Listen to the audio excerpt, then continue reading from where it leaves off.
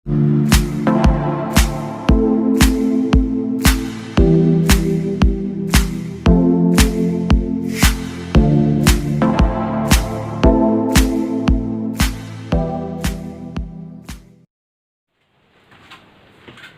students, this video is for graphical representation of vapor pressure of ideal solution, and with the help of this graphical representation we can see the variation in vapor pressure of solution for different values of mole fraction of components A and B। तो A और B component की अलग अलग mole fraction की value पर solution के vapour pressure में क्या चेंज आता है उसको हम ग्राफ की हेल्प से समझेंगे। तो इसके लिए हमें क्या करना पड़ेगा, एक ग्राफ प्लॉट करना पड़ेगा वेपर प्रेशर और मोल फ्रैक्शन के बीच में। तो किस तरह से हम देखते हैं, y एक्सिस के अलोंग हम वेपर प्रेशर लेंगे और x एक्सिस के अलोंग हम मोल फ्रैक्शन लेंगे। इस पॉइंट पर ये पॉइंट होगा for pure component A, and when component A is in pure form then there mole fraction value is equal to 1, and when component A is in pure form then the mole fraction of component B is equal to 0। तो जब वहाँ component B present ही नहीं है तो उसके लिए mole fraction की value 0 होगी। ये पॉइंट रहेगा फॉर प्योर कंपोनेंट B के लिए। So when B is in pure form then there mole fraction is equal to 1 and mole fraction of component A is equal to 0। So at a particular temperature for pure component A the vapor pressure of component A is P0 A, and when B is in pure form at the same temperature the vapor pressure of component B is P0 B। So इन दोनों point से हम देख सकते हैं same temperature पर P0 B is greater than P0 A। It means the component B is more volatile than component A। तो जो component B है वो मोर वोलेटाइल है कंपोनेंट A से, इसीलिए सेम टेम्परेचर पर जो कंपोनेंट B है प्योर फॉर्म में उसका वेपर प्रेशर यहाँ पर ज़्यादा है। जब इन दोनों पॉइंट्स, इस पॉइंट को और इस पॉइंट को जब हम ज्वाइन करते हैं तो हमें एक स्ट्रेट लाइन मिल जाती है, because the each component of ideal solution always rolls. और ये लाइन होगी for vapour pressure of component A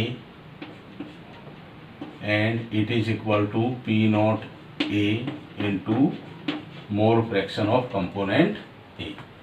जब इस पॉइंट को और इस पॉइंट को हम ज्वाइन करते हैं तो भी हमें एक स्ट्रेट लाइन मिलेगी, and this line is for vapour pressure of component B and it is equal to P0 B into mole fraction of component B। इन दोनों पॉइंट्स को ज्वाइन करने के बाद भी हमें स्ट्रेट लाइन मिलती है, and this line is for solution. This line is for component A and this line is for component B and this is for solution।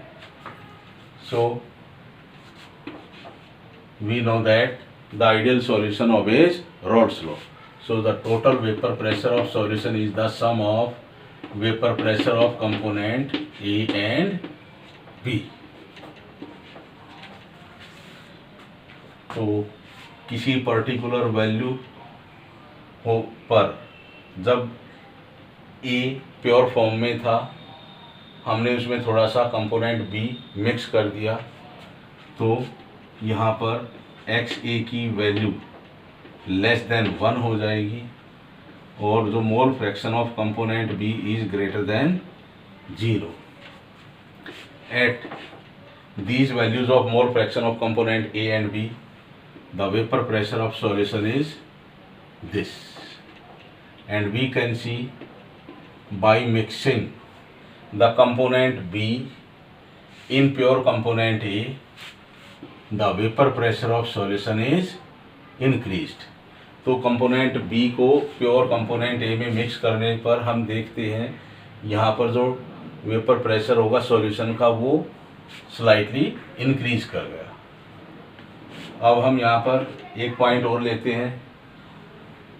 इस पॉइंट पर हमने बी कंपोनेंट को और ज़्यादा बी कंपोनेंट को ए component में मिक्स कर दिया, तो यहाँ पर भी कोई पर्टिकुलर वैल्यू होगी मोल फ्रैक्शन ऑफ ए की और कोई पर्टिकुलर वैल्यू होगी मोल फ्रैक्शन ऑफ बी की। तो यहाँ पर हमने मोल फ्रैक्शन कंपोनेंट बी के इंक्रीज कर दिए। तो यहाँ पर जब हम चेक करते हैं वेपर प्रेशर ऑफ सॉल्यूशन को, तो यहाँ इतना इंक्रीज था।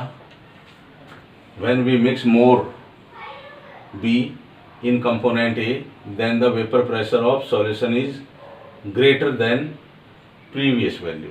तो पहले की बजाय यहाँ पर सॉल्यूशन का वेपर प्रेशर और ज़्यादा इंक्रीज हो गया। अब यहाँ देखते हैं इस पॉइंट के लिए, इस पॉइंट पर कंपोनेंट बी की मोल फ्रैक्शन बहुत ज़्यादा है और ए की मोल फ्रैक्शन की वैल्यू बहुत कम है, क्योंकि यहाँ पर हमने बहुत ज़्यादा कंपोनेंट बी को मिक्स कर दिया है कंपोनेंट ए में।